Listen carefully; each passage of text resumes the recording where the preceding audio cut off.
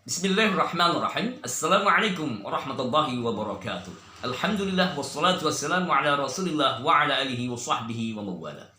Saudara-saudaraku sekalian yang dimuliakan dan dicintai Allah Subhanahu wa taala. Ada beberapa pertanyaan yang masuk di dalam inbox kami yang bertanya tentang orang-orang yang telah berbuat zalim. Satu hal yang perlu saya sampaikan di video-video kami di channel Quranic Therapy, kenapa kami memberikan tutorial doa ataupun ruqyah mengenai orang-orang yang berbuat zalim dan bagaimana cara melumpuhkan atau membuat orang-orang yang zalim ini mau berhenti dari kezalimannya, kejahatannya, atau kerusakannya. Atau bahkan kalau kezalimannya ini berada di luar batas, bagaimana kita memohon kepada Allah agar mereka dihancurkan sehancur-hancurnya. Saudara-saudara sekalian, alasan pertama kami membuat konten tentang doa kepada orang-orang yang berbuat zalim yang pertama. Saya melihat bahwa banyaknya fenomena kezaliman yang kemudian pada saat seseorang yang berada dalam situasi dizalimi, akhirnya mereka banyak lari atau pergi ke tempat-tempat yang tidak disyariatkan. Ya. Dalam arti apa? Mereka mendatangi orang-orang pintar, ya, mendatangi dukun, mendatangi jasa-jasa paranormal yang berkeinginan agar orang-orang yang zalim ini dihancurkan, dibinasakan atau dilumpuhkan. Ya. Namun pada kenyataannya, pada saat mereka berkunjung atau pergi ke tempat-tempat ya paranormal, dukun, ataupun orang-orang yang dianggap pintar, ternyata yang terjadi sebaliknya. Ya, uang mereka habis, harta habis, kehormatan ada sebagian lagi yang rusak karenanya, khususnya bagi sebagian wanita ya. Bukannya mereka mendapatkan kebaikan, sebaliknya mereka mendapatkan keburukan dan murka Allah. Nah, saudara-saudara sekalian, sesungguhnya Allah dan Rasulnya tidak menyukai kezaliman. Bahkan kata Rasulullah SAW, ya, inna zulma zulmati yaumal qiyamah. Sesungguhnya kezaliman itu adalah kegelapan nanti pada hari kiamat. Pertanyaan kita, bolehkah kita berdoa kepada orang-orang yang zalim? Ya. Jawabannya, boleh kita mendoakan mereka. Karena sesungguhnya, ya, kata Rasulullah SAW, ada 3 golongan yang doanya itu tidak akan tertolak. Salah satu antaranya ad-da'watul mazlum, doanya orang-orang yang dizolimi. Ya, mereka ini ketika berdoa, hatta dia ini bukan Islam, ya, maka insya Allah doanya akan tembus, tidak ada hijabnya. Dan banyak kisah-kisah dalam riwayat bagaimana orang Yahudi yang pernah berdoa komplain ya ketika haknya dirampas oleh penguasa muslim ketika itu, lalu dia berdoa akhirnya diberikan kehancuran oleh Allah, ya, mereka yang berbuat zalim. Saudara-saudaraku sekalian, ini alasan kami ya agar saudara-saudara sekalian jangan pernah mendatangi ya paranormal, dukun dan sebagainya. Allah memberikan kita fasilitas doa. Rasulullah mengajarkan kita ya untuk berdoa selalu kepada Allah. Meskipun situasi di saat kita dizalimi ini ada 2 pilihan. Yang pertama, kita bersabar atas perilaku kezaliman. Ya, berupa ucapan ataupun perbuatan. Itu sikap yang terbaik, sikapnya orang-orang yang takwa, yang ketakwaannya benar-benar di atas rata-rata ya. Namun ketika kita mendoakan orang-orang yang zalim ini, apakah boleh mendoakan kehancurannya?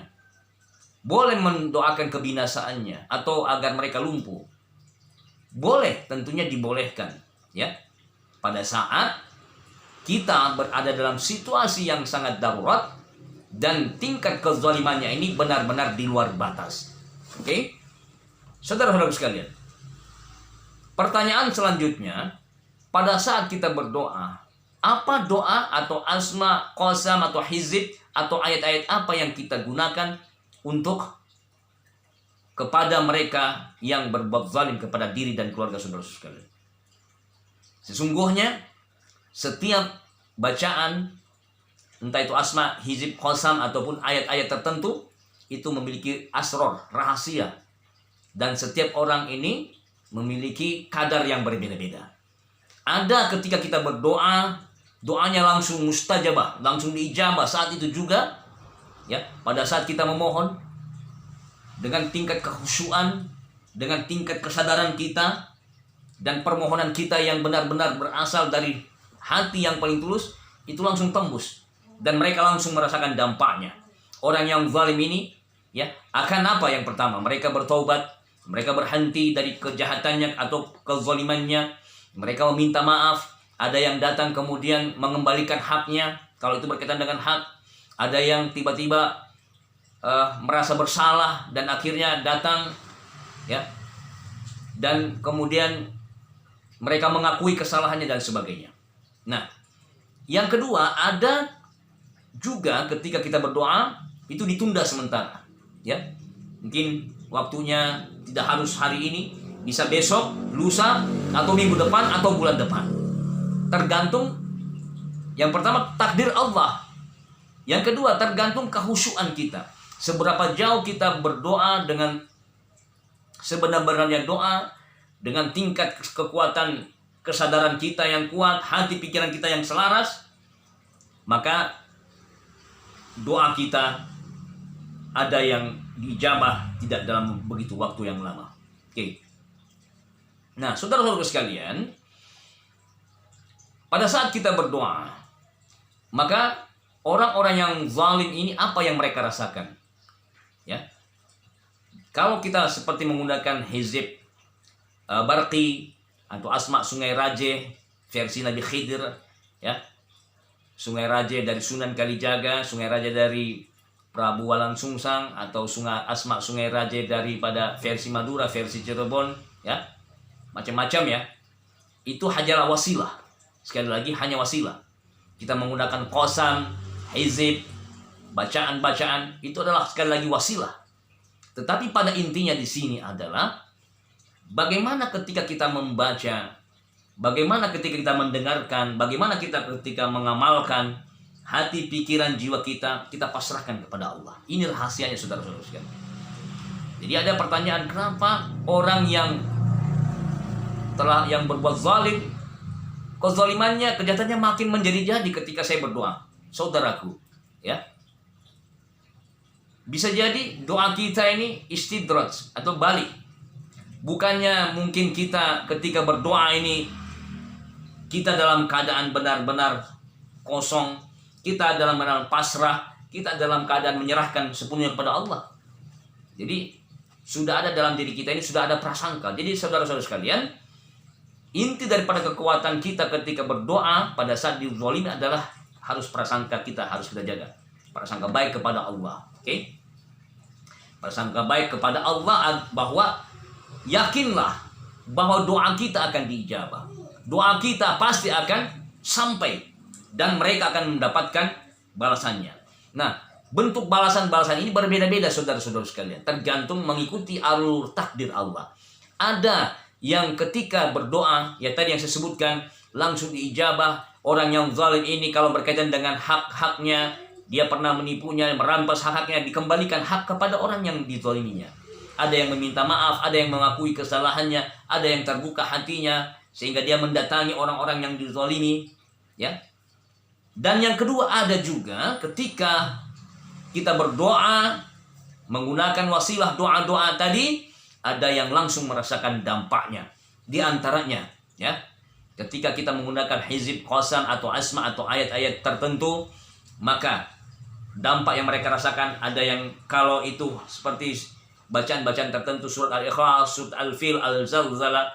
Jadi Allah menurunkan bala tentaranya untuk membuat orang yang zalim ini resah, gelisah, merasakan panas, hawa yang tidak nyaman, merasakan kondisi fisik yang berubah, ya, macam-macam. Ada yang merasakan, ya, tiba-tiba mereka memiliki musuh, ya Allah pertemukan dengan musuh-musuh mereka sendiri. Allah benturkan mereka dengan orang-orang yang zalim. Allah porak-porandakan mereka. Ada demikian. Allah cabut segala apa yang mereka miliki. Allah berikan mereka balasan berupa apa? Allah hancurkan segala apa yang mereka miliki, propertinya, hartanya, atau Allah hancurkan keluarga, Allah hancurkan segala kekuatan-kekuatannya.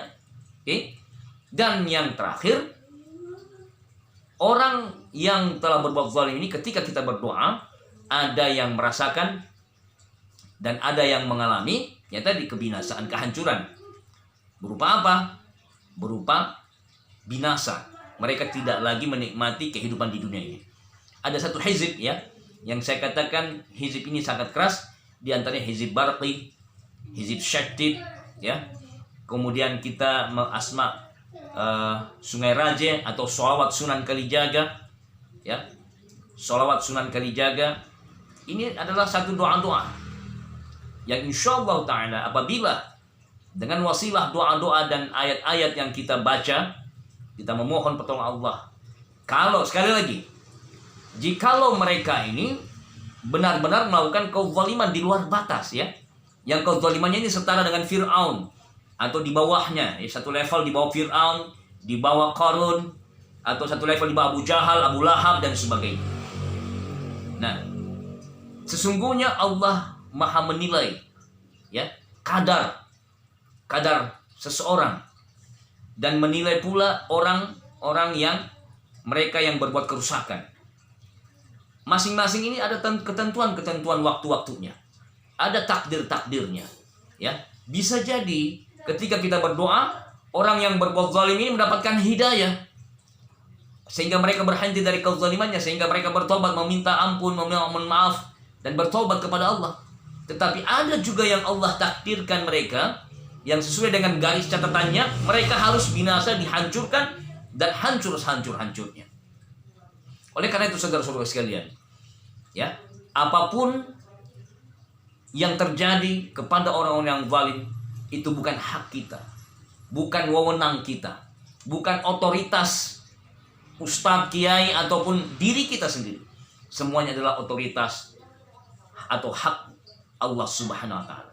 Oleh karena itu saudaraku, pada saat kita dizalimi, sering-seringlah berdoa, duhai Allah, sesungguhnya Engkau zat yang maha mengetahui, Engkau zat yang maha mendengar, Engkau zat yang tidak pernah tidur, Engkau zat yang tidak lalai, Engkau zat yang maha ya memiliki balasan yang keras, Engkau zat yang maha ya memiliki keperkasaan. Silahkan saudaraku, kalau saudaraku tak dapat berbahasa Arab atau menggunakan doa-doa dalam Al-Quran dan hadis atau doa-doa para ulama, silahkan saudaraku gunakan bahasanya masing-masing. Tetapi jangan lupa ketika kita berdoa pada saat dizalimi, yang pertama jangan pernah lupa untuk memuji-muji Allah. Ya, Allah yang maha perkasa, duhai Allah yang maha pengasih, duhai Allah yang maha penyayang, duhai Allah zat yang memiliki balasan yang keras, yang maha memiliki segala langit dan bumi. Wahai Allah yang maha menggerakkan, wahai Allah zat yang, silakan saudaraku pujilah Allah. Silakan, sebagaimana ketika kita meminta sesuatu kepada orang-orang yang akan kita minta, tentunya tidak kita langsung minta saudaraku. Kita harus memuji, kita harus punya etika ya. Sama halnya apalagi Allah rajanya dari segala raja yang ada di alam raya, alam semesta ini, penguasa langit dan bumi ini. Maka puji-pujilah Allah. Setelah kita memuji-muji Allah, ya, ketika kita memuji Allah, perbanyaklah sholawat. Jadi dua, pujilah Allah, bacalah sholawat, silahkan kemudian saudaraku berdoa. Kalau saudaraku ingin menghafalkan, silahkan baca atau ikuti video-video kami di channel Connect Terapi. Yang hafalkan hizib Barqi, silahkan baca hizib Barqi. Yang hafalkan Asma Sungai Raja berbagai versi, silahkan baca Asma Sungai Raja. Yang hafalkan sholawat Sunan Kalijaga, silahkan hafalkan atau amalkan Sunan Kalijaga. Yang hafalkan qasam-qasam ya, Saifil Ma'ud, qasam Arjiyah dan qasam Sulaiman dan qasam-qasam yang silahkan baca qasam-qasamnya. Atau yang hafalkan ayat-ayat tertentu seperti surah Al-Fil, Al-Zalzalah, silahkan baca sebanyak-banyak Al-Zalzalah. Dan jangan lupa saudaraku, setelah berdoa, silakan berdoa lagi. Dan sebutkan namanya. Siapa nama binti orang yang berbuat zalim. Ya, di mana mereka bertempat tinggal, di mana mereka berdomisili. Maka di situ saudaraku silahkan. Ya, ucapkanlah doa. Duhai Allah, Engkaulah penguasa langit dan bumi, Engkaulah zat yang maha menggerakkan, Engkaulah zat yang maha memiliki bala tentara yang ada di langit dan di bumi. Maka kerahkanlah tentara-tentaramu yang ada di langit dan bumi untuk memberikan hidayah kepada mereka. Si A bernama A, ya, bin siapa gitu ya, bin atau binti siapa. Atau kalau mereka tak bertobat, ya Allah, hamba mohon kerahkanlah bala tentaramu yang ada di langit dan bumi untuk menghancurkan, membinasakan mereka dengan sebinasa-binasanya. Nah, ini adalah metode ya, metode kita berdoa, etika kita berdoa. Mudah-mudahan dengan wasilah doa-doa kita ini, dengan wasilah upaya kita memohon pertolongan Allah, Allah mendengarkan, Allah mengijabah. Karena sesungguhnya Allah tidak pernah tidur. Allah maha menilai, Allah maha mengetahui, Allah maha mendengar. Jangan kita berprasangka buruk kepada Allah. Maka serahkanlah sepenuhnya urusan kita kepada Allah Subhanahu wa taala selaku zat yang membalas. Saudara-saudaraku sekalian, mudah-mudahan dengan wasilah motivasi ini Allah memberikan kita pencerahan, memberikan kita semangat lagi untuk dalam mengarungi kehidupan ini dan dalam berdoa kepada Allah Subhanahu wa taala. Terima kasih, jazakumullah khairan katsira. Share video ini, bagikan pada saudara-saudara kita yang lainnya di grup-grup WhatsApp, Facebook dan media-media sosial lainnya. Wassalamualaikum warahmatullahi wabarakatuh.